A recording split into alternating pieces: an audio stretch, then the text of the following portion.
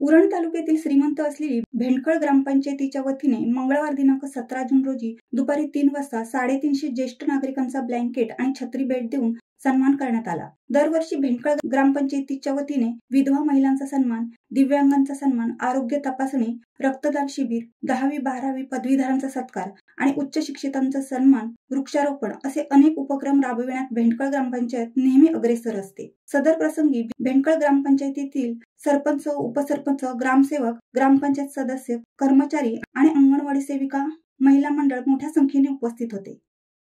शिवसत्ता टाइम्ससाठी प्रवीण पाटील, उरण। दे धडक बेधडक वृत्त देणाऱ्या आपल्या शिवसत्ता टाइम्स न्यूज चॅनलला लाल बटन दाबून सबस्क्राईब करा आणि बेल आयकॉनला क्लिक करायला विसरू नका।